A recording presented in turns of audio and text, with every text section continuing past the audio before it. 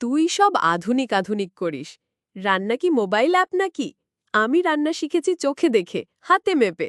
আর আমি শিখছি ইউটিউবে 10 মিনিটে 100 রেসিপি।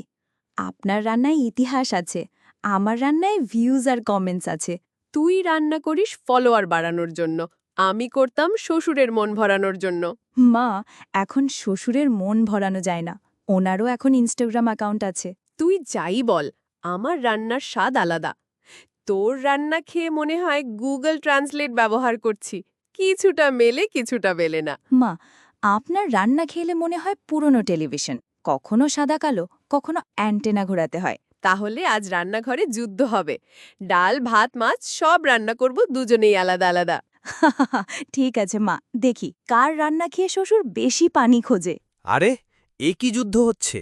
সকাল সকাল হাড়ি পাতিলের শব্দে মনে হচ্ছে মহড়া চলছে। তোমরা জানো ঝগড়ার আসল কারণ কি? কি? টক। টকের অভাব। এই জন্য তোমাদের রান্না কেমন যেন ফাঁকা ফাঁকা লাগছে। ই আমচুর কাঁচা আম শুকিয়ে বানানো। টক এত নিখুঁত যে লেবুও ঈর্ষায় কাঁদবে। ওহো, এটা দিলে তো চাটনি হবে রাজার মতো, ডাল হবে বরের মতো, মাছ হবে প্রেমিকার মতো। হ্যাঁ, আর যুদ্ধ হবে শান্তির মতো। বৌমা, তুই আজ আমাকে হারালি। এই আমচোর দিলে সত্যি রান্না হয় একেবারে কবিতা। না মা, হারানো জেতা কিচ্ছু না।